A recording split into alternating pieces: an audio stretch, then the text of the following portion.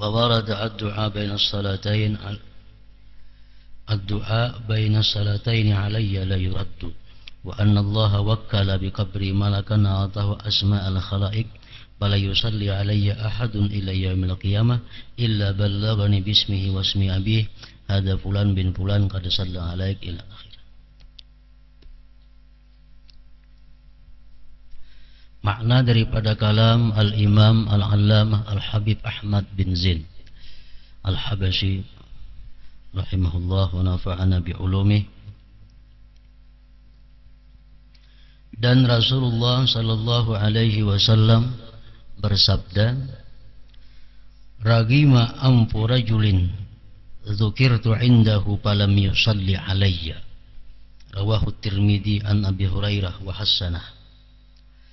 Celakalah orang yang tidak bersalawat kepadaku ketika namaku disebut di hadapannya.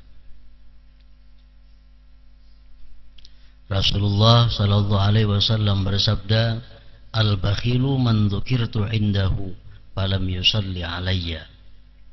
Orang yang kikir, bakhil adalah orang yang tidak bersalawat kepadaku ketika namaku disebut di hadapannya.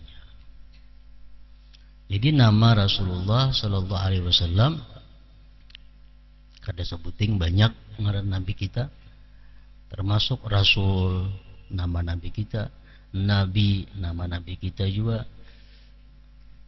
Nah, jadi bila mana kita mendengar ada orang menyebut salah satu di antara nama-nama Rasul itu, kita dituntut untuk bersalawat dan salam kepada beliau. Bila mana kita mendengar ada orang menyebut nama beliau dan kita kadang mengucapkan salawat salam kepada beliau, maka beliau mengatakan celakalah orang tersebut.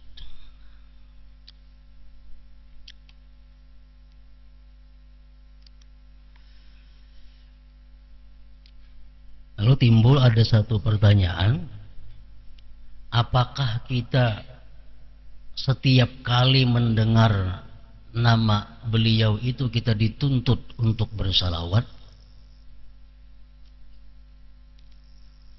Karena banyak hadis yang mengancam orang yang tidak bersalawat kepada beliau bila mana nama beliau disebut. Bahkan ada hadis yang lain mengatakan bahwa orang yang mendengar namaku disebut tapi dia tidak bersalawat kepadaku, pannar, maka dia adalah masuk neraka. Ada hadis demikian. Nah, lalu para ulama memperjelas masalah ini. Apakah kita itu dituntut setiap kali mendengar nama beliau kita dituntut bersalawat, atau kayak apa? Nah, lalu diantaranya ada sebagian ulama yang mengatakan bahwa andai kata di dalam majelis itu berulang-ulang disebut nama Nabi kita, andai kata kita bersalawat satu kali, itu sudah cukup untuk di dalam majelis tersebut. Kita pembacaan, orang ceramah, mungkin ada yang berpuluh-puluh kali menyebut nama Nabi kita, atau bahkan mungkin beratus-ratus kali orang menyebut nama kita. Apakah kita setiap kali mendengar itu dituntut untuk bersalawat? Memang demikian. Tapi andai kata dia bersalawat cuma satu kali, itu sudah mencukupi untuk di dalam majelis tersebut. Nah, kita berapa kali kita menyambat ngaran sidin? Salawat kita. Cuma andai kita kadata salawat cuma sekali aja, sudah cukup untuk menutupi salawat beberapa kali di dalam majelis tersebut.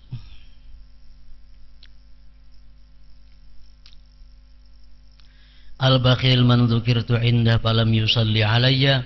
Orang yang kikir, bakhil adalah orang yang tidak bersalawat kepadaku ketika namaku disebut di hadapannya.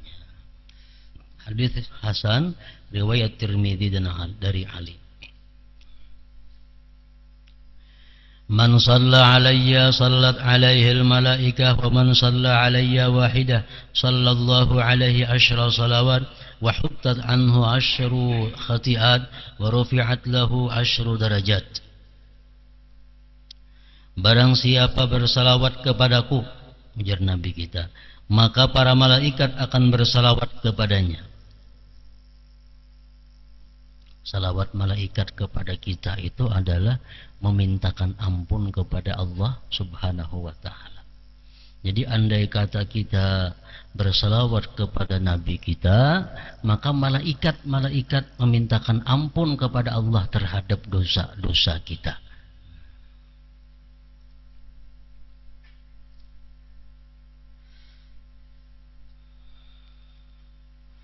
Dan barang siapa bersalawat kepadaku 1 kali, maka Allah bersalawat kepadanya 10 kali. Nah, salawat Allah kepada kita kayak apa?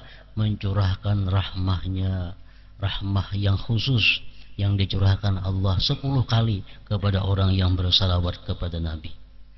Dan dihapus 10 kesalahannya. Dan ditingkatkan 10 derajat kedudukannya. Hadis riwayat Ahmad, Nasai dan Hakim dengan matan yang sedikit berbeda. Dalam riwayat lain disebutkan wa kutiba lahu asyru hasanat, dan dicatat baginya 10 kebaikan. Dan Rasulullah sallallahu alaihi wasallam bersabda, man sallama alayya asyran faka'anna ma'ataqa raqabah. Barang siapa mengucapkan salam kepadaku sebanyak 10 kali, maka ia seperti memerdekakan seorang budak.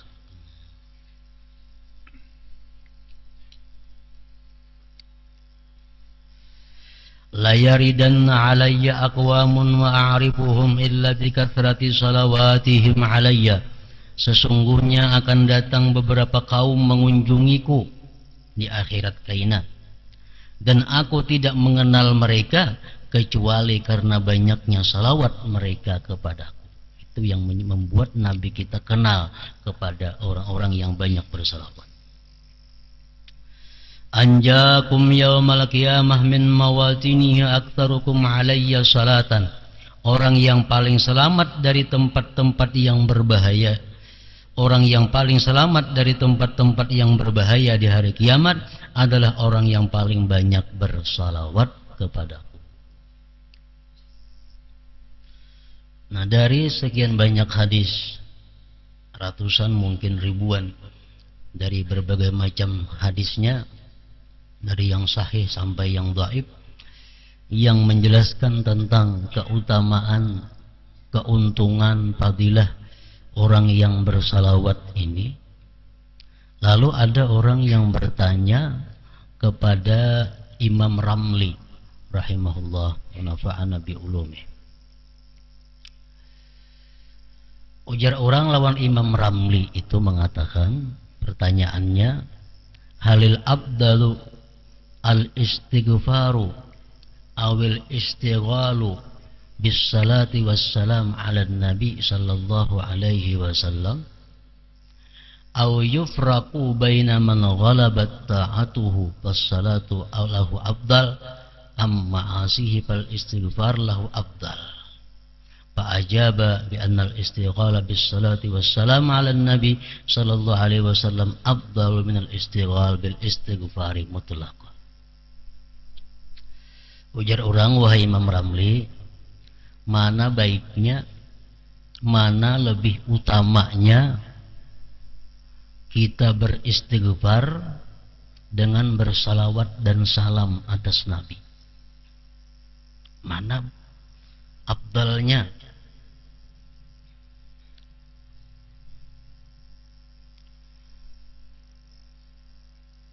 Imam Ramli menjawab, lebih afdal bersalawat dan salam atas Nabi sallallahu alaihi wasallam.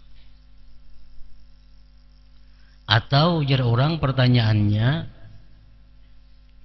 orang yang lebih banyak dosanya, apakah lebih baik dia banyak istighfar atau banyak salawat? Kalau orang itu orang saleh, orang itu orang yang kada banyak dosa, sudah jelas lebih baik banyak salawat daripada banyak istighfar. Nah, kalau orang ini banyak dosanya, lebih banyak maksiatnya, mana baiknya Istighfar kadang dibanyakinya salawat dan salam kepada Nabi kan? Imam Ramli menjawab, tetap lebih baik salawat dan salam kepada Nabi sallallahu alaihi wasallam. Walaupun orangnya fasik, walaupun orangnya zalim, tetap ini lebih baik banyak istighfar, banyak salawat daripada istighfar. Kenapa sebabnya? Maka lebih baik salawat, lebih afdal salawat daripada istighfar.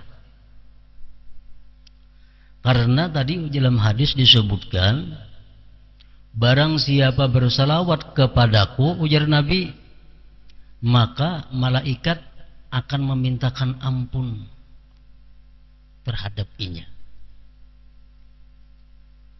Nah, jadi kita walaupun kita kadang beristighfar, tapi kita membaca salawat, itu malaikat yang memintakan ampun kepada Allah terhadap dosa kita. Dan malaikat memintakan ampun kepada Allah terhadap dosa kita itu lebih baik daripada kita sendiri yang minta ampun kepada Allah. Karena malaikat itu orang yang dekat dengan Allah. Setiap kali kita berselawat, malaikat berkata, Allahumma ghfir lahu, ya Allah ampuni dia. Bila kita berselawat, malaikat bersuara, Allahumma ghfir lahu, ya Allah ampuni dia. Tapi kalau kita istighfar saja, malaikat kada umpat mintakan ampun kepada kita. Tapi kalau kita berselawat, otomatis malaikat umpat memintakan ampun terhadap dosa-dosa kita itu. Nah, jadi baik orang yang saleh, baik orang yang fasik, yang banyak dosanya, memperbanyak salawat dan salam kepada Nabi itu lebih utama daripada istighfar. Nah, jadi artinya porsinya dalam sehari semalaman ini kita lebih baik banyak salawat daripada istighfar. Kalau istighfar misalnya 100 atau 70, nah salawat lebih daripada itu.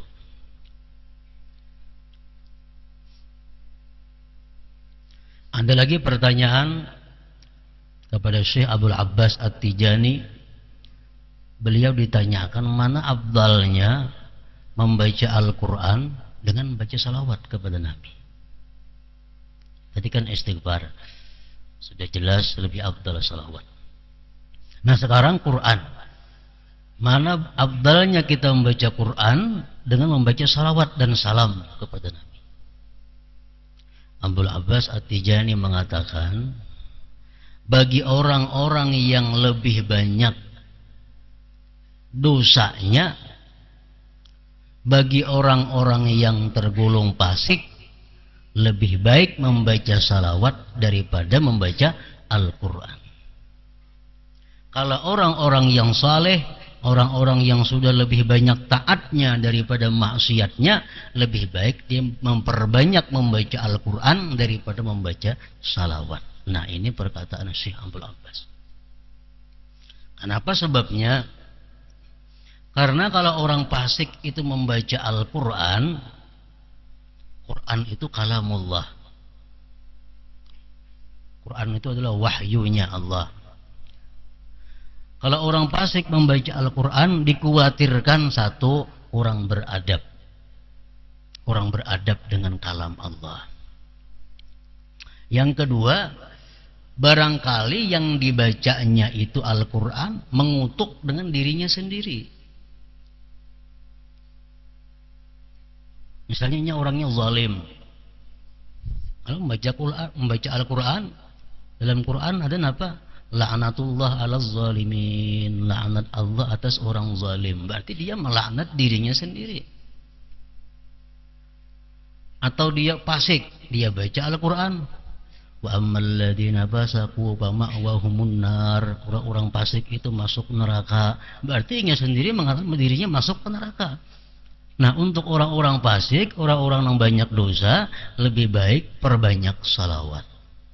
Itu ujar Syekh Abdul Abbas tadi. Dalam kitab Sa'adatud Darain, panjang lebar dijelaskan kisahnya itu.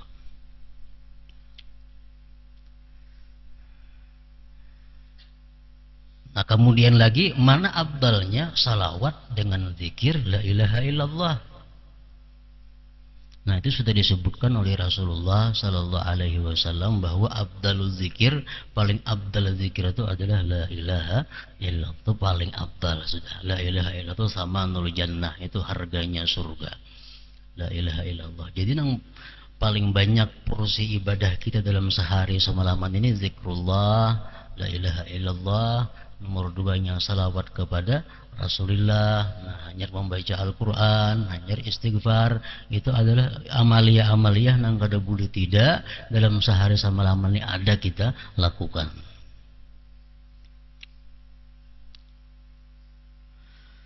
Abu Bakar Siddiq radhiyallahu anhu berkata, salawat kepada Nabi lebih cepat menghapuskan dosa daripada air dingin memadamkan api. Dan mengucapkan salam kepada beliau adalah lebih utama daripada memerdekakan budak. Umar dan Ali radhiyallahu anhuma menyampaikan sebuah hadis yang oleh Ali sendiri dinyatakan sebagai hadis marfu', yaitu innad du'a mawqufun bainas sama wal ard hatta tusalli ala nabiyyika. Sesungguhnya sebuah doa akan terhenti di antara langit dan bumi sebelum engkau bersalawat kepada nabimu.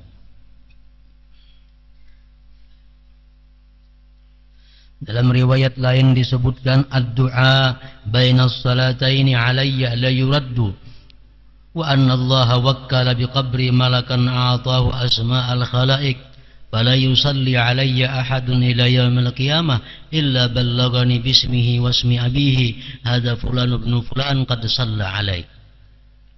Doa yang dipanjatkan di antara dua salawat kepadaku tidak akan ditolak. Sebelum inya berdoa, inya bersalawat dulu.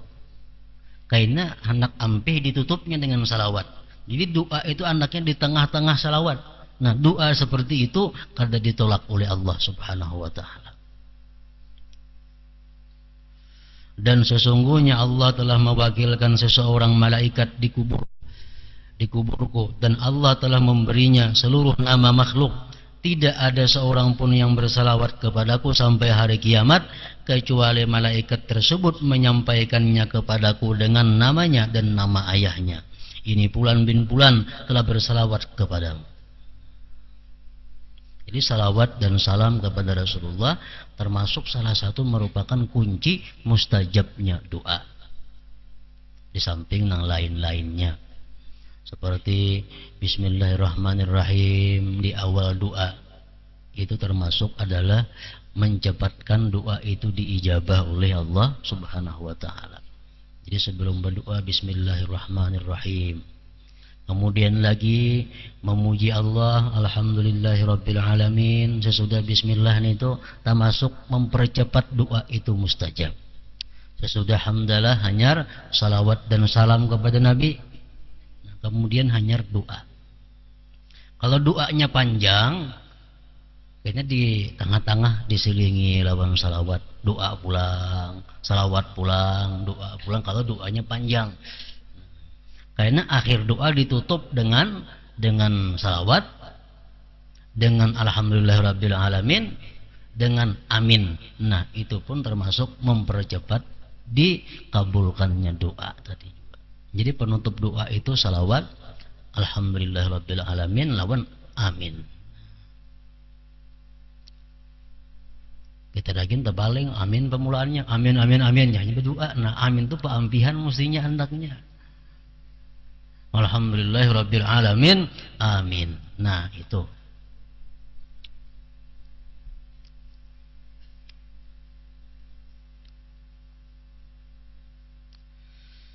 Diriwayatkan bahwa Allah berfirman kepada Nabi Musa alaihi salam, ahabbu ma takunu ilayya wa aqrabuhu idza aktsarta minas salati ala Muhammad.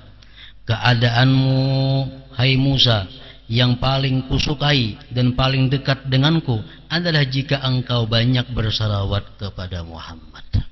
Jadi bersalawat kepada Muhammad ini bukan hanya sesudah masa Nabi kita, mulai zaman Nabi Adam, salawat kepada Nabi Muhammadnya sudah diamalkan, sudah dikenalkan.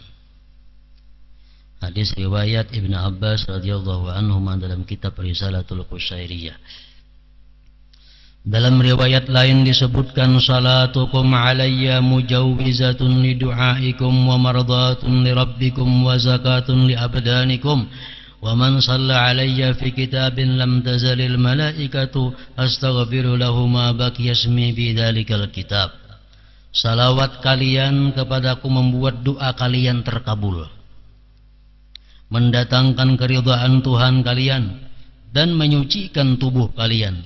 Dan barang siapa menulis salawat kepadaku dalam sebuah kitab, maka para malaikat akan memohonkan ampun baginya selama namaku masih tercantum dalam kitab tersebut. Kalau kita menulis di buku, dalam buku nang apakah kita tulis salawat pemulaannya? Bagus benar itu. Tulis sallallahu ala sayyidina Muhammadin wa ala alihi wasallam, atau Allahumma salli ala sayyidina Muhammadin wa ala alihi wasallim. Selama tulisan itu dalam kitab masih ada, kada luntur, malaikat terus menerus setiap saat memintakan ampun terhadap dosa-dosa kita ini kepada Allah Subhanahu wa taala. Bagus benar itu.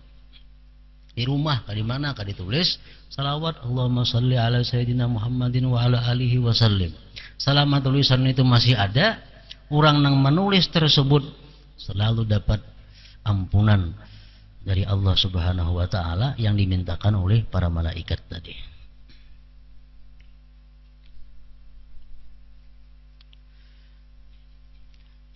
Dan diriwayatkan bahwa Rasulullah sallallahu alaihi wasallam bersabda, "As-salatu alayya nur." Salawat kepadaku adalah cahaya.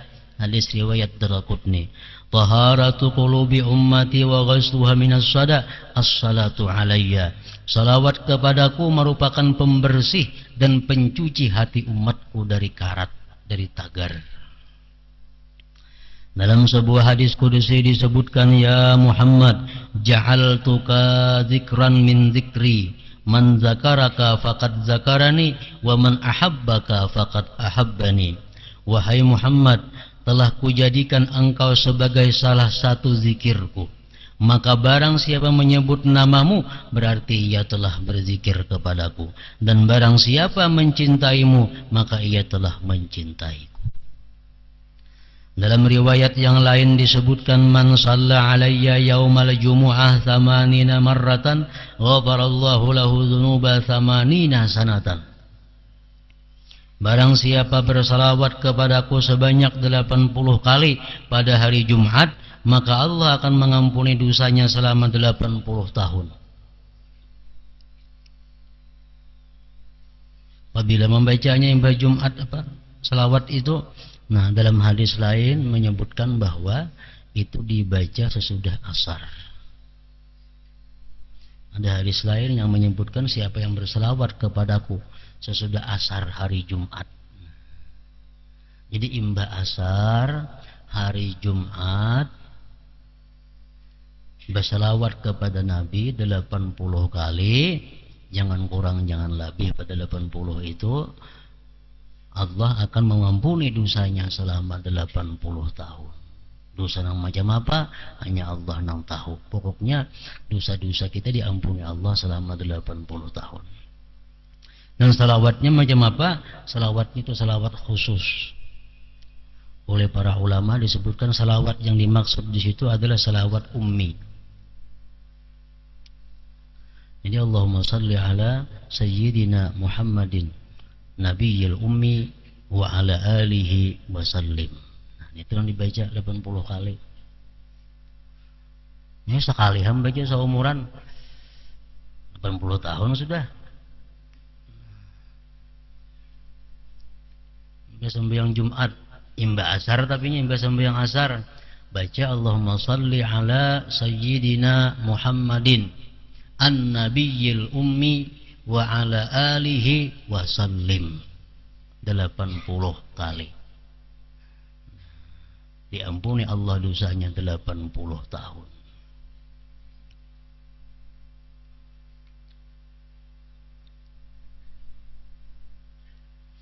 Jadi ujar para ulama mengatakan kalau ada kita mendengar hadis-hadis atau yang lainnya tentang bicara fadilatul amal, keutamaan amal, kita dituntut mengamalkan itu walaupun sekali seumur hidup, supaya kita kada termasuk orang nang kada mengamalkan ilmu.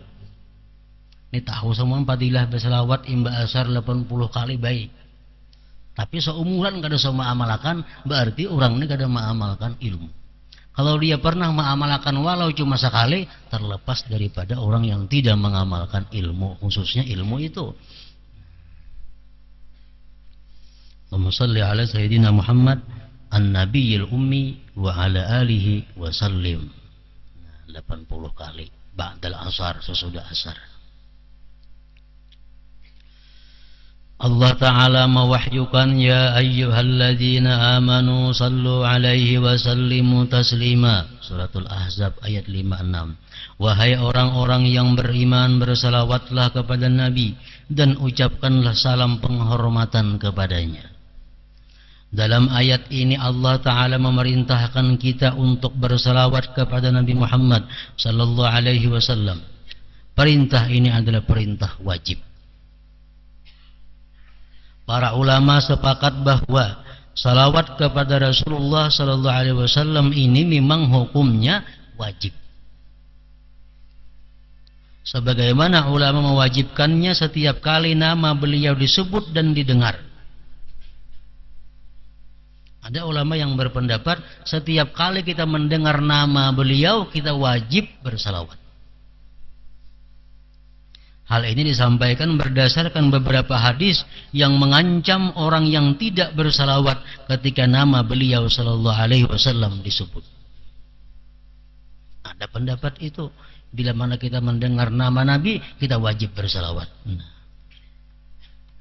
Sebagian lagi berpendapat bahwa kewajiban tersebut hanya pada waktu tasyahud akhir. Salawat itu wajib pada tasyahud akhir sembahyang. Pendapat ini dikemukakan oleh Imam Syafi'i, Ishaq bin Rahawayhi, Imam Ahmad dan beberapa sahabat seperti Abdullah bin Mas'ud.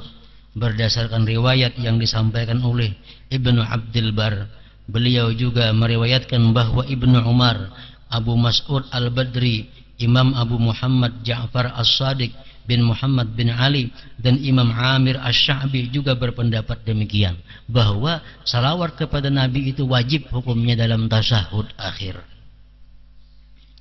Sebagian ulama mengatakan tidak kutemukan seorang sahabat dan tabi'in pun yang menyatakan bahwa salawat tidak wajib, kecuali An-Nakhai yang mengatakan bahwa salawat itu tidak wajib. Sebagaimana ulama sepakat bahwa pembacaan salawat tersebut hanya disyariatkan pada waktu tasyahud dan salat jenazah. Salat jenazah wajib juga, rukun kalau tuh sembahyang kifayah. Rukun pertama baca Fatihah, Allahu Akbar, yang kedua salawat kepada Nabi. Hanya saja mereka berbeda pendapat mengenai hukum membacanya wajib atau mustahab sunat. Ulama sepakat bahwa dalam tasyahud akhir mesti ada salawat. Dalam sembahyang jenazah mesti ada salawat. Itu sepakat. Cuma hukumnya mereka khilaf. Ada mengatakan wajib, ada mengatakan sunat. Nah, kalau imam kita Syafi'i mengatakan wajib. Waktu-waktu untuk bersalawat, menurut sebahagian ulama, saat yang paling dianjurkan untuk membaca salawat adalah pada waktu tasyahud awal. Sunat ab'ad, membaca kunut, ujungnya ada salawat. Khutbah, lah khutbah Jumat wajib salawatnya. Bahkan kada boleh memakai dhamir dalam khutbah Jumat itu, ujar pendapat yang kuat di antara ulama fikih mazhab Syafi'i. Jadi mesti disebut Muhammadnya. Allahumma salli wa sallim mubarik ala Sayyidina Muhammad. Nah, nahap itunya. Jangan berdamir. Damir itu Allahumma salli wa sallim alaihi wa ala. Nah, itu kada boleh ini tuh. Kalau jadi hatib jangan wa alaihi ini tuh. Kalau nukar buku di pasar, buku khutbah banyak nang wa ala alaihi ini tuh. Nah, itu jangan.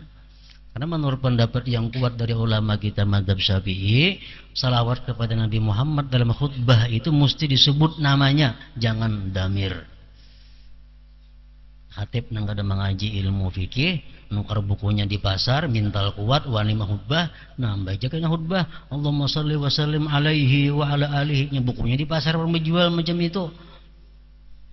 Nah, itu kada sah khutbahnya, otomatis Jumatnya pun jadi kada sah. Nang di muka nang tahu wajib menagur. Itu pendapat yang mu'tamad, yang kuat.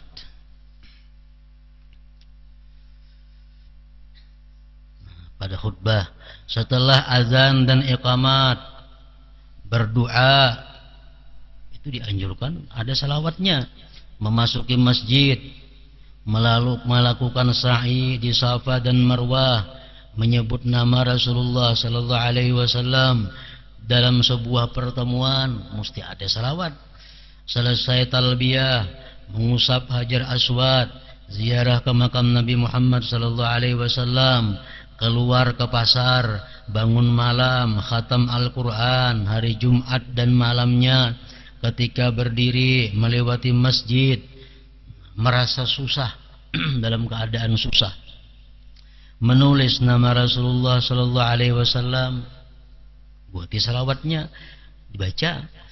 Ceramah setelah wudu, masuk rumah, ketika lupa akan sesuatu, salawat. Bersiap untuk tidur, baca salawat. Setelah salat Jumat, baca salawat. Ketika berdengung telinga, baca salawat. Ketika mempunyai hajat, baca salawat. Ketika tiap-tiap perkara yang penting seperti berzikir, itu ada salawatnya kita. Orang berzikir di hujungnya apa? La ilaha illallah Muhammadur Rasulullah sallallahu alaihi wasallam. Nah, dibuat salawatnya itu. Ketika kaki kesemutan hingga tidak dapat bergerak, sebagaimana telah disebutkan oleh Al-Amiri dalam dan pengarang kitab Al-Qala'id. Pada saat terjadi gempa, salawat. Sebagaimana dikatakan oleh Imam As-Sayuti. Dan pada hari Kamis dianjurkan juga salawat. Itu tempat-tempat keadaan-keadaan yang kita disuruh membaca salawat. Imam Syafi'i rahimahullah berkata, aku ingin salawat dibaca sebanyak mungkin dalam segala keadaan. Beberapa ulama mengatakan bahwa ada 100 waktu yang sangat dianjurkan membaca salawat kepada Nabi sallallahu alaihi wasallam. Namun ada juga tempat atau keadaan yang dilarang membaca salawat itu. Pengertian dilarang itu antara dua, bila ada haram atau makruh sekada-kadanya. Pertama, sewaktu jima. Illa dalam hati, kecuali dalam hati boleh. Jadi dilapaskan di mulut. Waktu qadha hajat, nah, jangan hendak bersalawat. Syuhratul mabi', waktu memperkenalkan barang. Memperkenalkan nang apakah? Musalli ala Muhammad, jangan orang belilang rajin tuh ada kalau.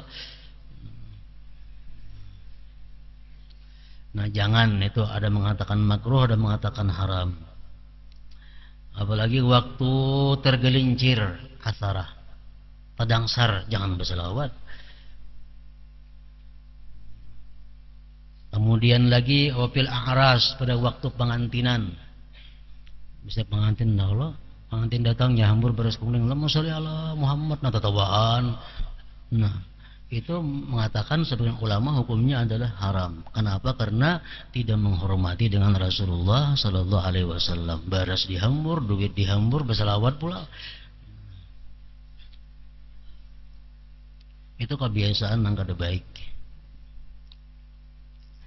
Wa amakinin najasa, di tempat-tempat nang najis jangan nak bersalawat. Wal kadhirah, nah, orang datang haji jangan disalawatin itu. Jangan berhambur baras sholli ala Muhammad, jangan. Karena itu melecehkan dengan Rasulullah sallallahu alaihi wasallam. Keadaannya, tempatnya, caranya kada cara menghormati dengan beliau. Dalam kitab Syarah Dalail Khairat disebutkan itu.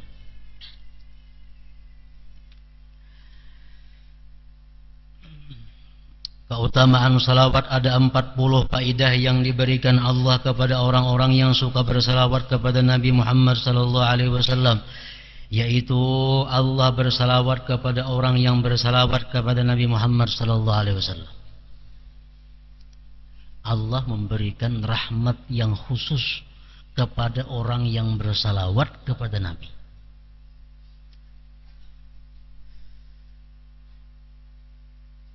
Diampuni dosanya. Kita bersalawat, dosa kita diampuni. Dipenuhi keinginannya. Dikabulkan segala hajatnya. Ketika akan meninggal dunia diberi kabar gembira bahwa ia akan masuk surga. Ini orang yang memperbanyak salawat dalam sehari-harinya. Hajatnya selalu dikabulkan Allah. Disucikan, dibersihkan, diselamatkan dari bahaya-bahaya yang terjadi pada saat kiamat. Diharumkan majlisnya. Kalau kita membaca salawat, majlis kita tuh harum, cuma mencium malaikat sampai ke langit harumnya, sampai ke aras harumnya. Dihindarkan dari fakir dan sifat kikir.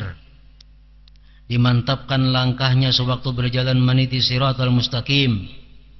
Dilembutkan hatinya, diberkati diri, umur dan amalnya. Diberi rahmat Allah dan cinta Rasulullah sallallahu alaihi wasallam. Dihidupkan hatinya, diberi hidayah, namanya dan nama ayahnya akan dilaporkan oleh malaikat kepada Nabi sallallahu alaihi wasallam. Dicatat sebagai orang yang telah memenuhi sebagian kewajiban kepada Rasulullah sallallahu alaihi wasallam. Yang kedua disebutkan bahwa sekurang-kurang banyak membaca salawat itu ada 300 kali sehari semalam. Itu minimal banyak. Sekurang-kurangnya kita membaca salawat itu 300 kali sehari semalam, maka sudah disebut kita orang yang banyak bersalawat. Kalau kita salawat sampai kawa 1000 dalam sehari semalam, itu nyata banyak dan dapat faedah yang khusus, yaitu tidak dimatikan sebelum diperlihatkan Allah surga kepada kita. Itu hadis Rasulullah mengatakan, orang yang secara rutin tiap hari membaca salawat kepada Nabi 1000, dia tidak dimatikan sebelum ditampakkan surga di hadapannya, hanya dicabut rohnya. Di samping itu salawat juga merupakan sebuah doa, zikir dan munajat kepada Allah Ta'ala.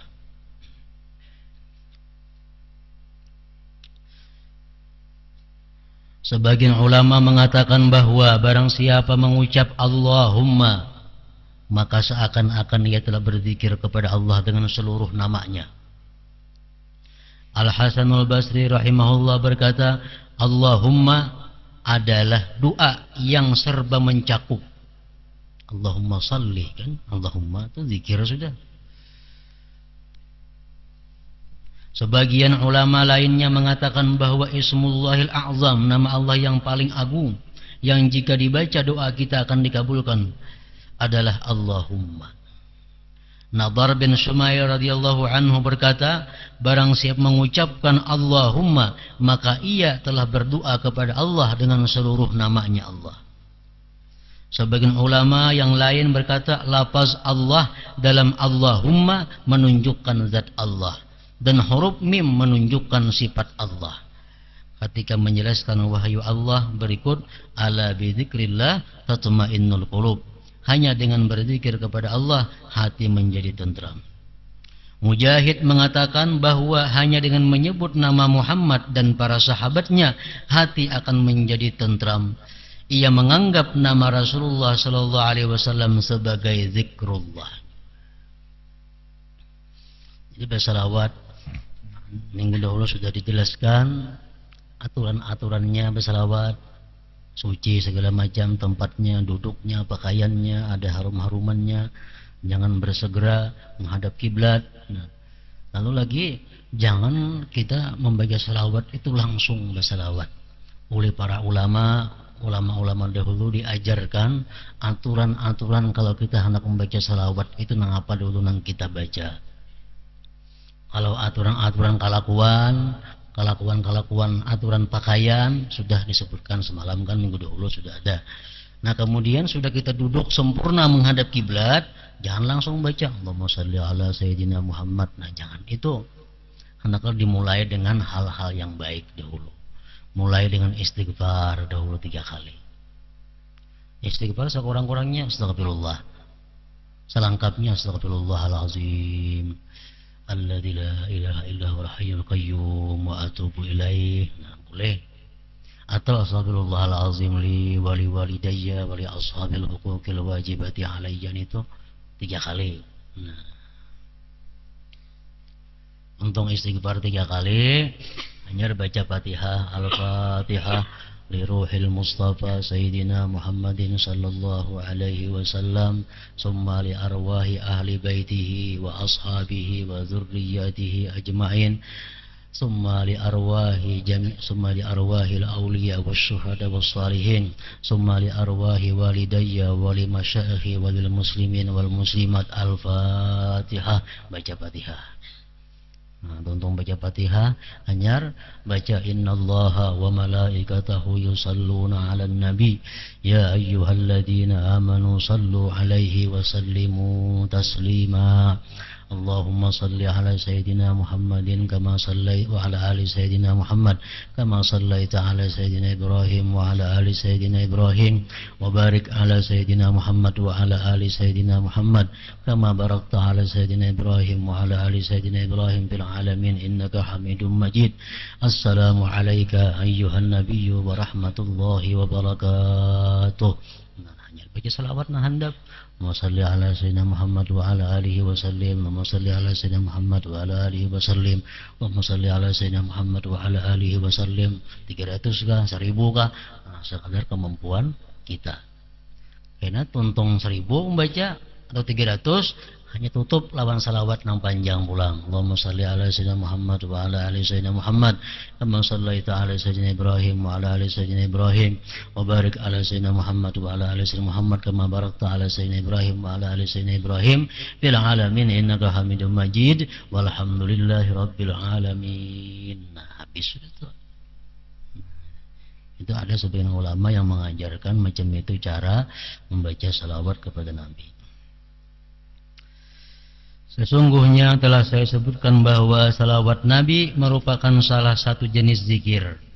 Oleh karena itu hendaknya salawat tersebut dilakukan dengan hati yang hadir, mengagungkan Nabi dan membayangkan beliau sallallahu alaihi wasallam. Nang soal melihat Nabi, membayangkan Nabi. Nang soal melihat kubah Nabi, bayangkanlah kita berada di hadapan kubah beliau. Salawat merupakan tambahan kemuliaan yang terus-menerus diberikan Allah kepada Nabi Muhammad sallallahu alaihi wasallam. Dengan demikian salawat akan memberikan banyak faedah kepada kita. Selain sebagai zikir, salawat juga merupakan doa kita untuk Nabi sallallahu alaihi wasallam. Meskipun sebenarnya salawat Allah sudah sangat cukup bagi beliau. Salawat juga merupakan inti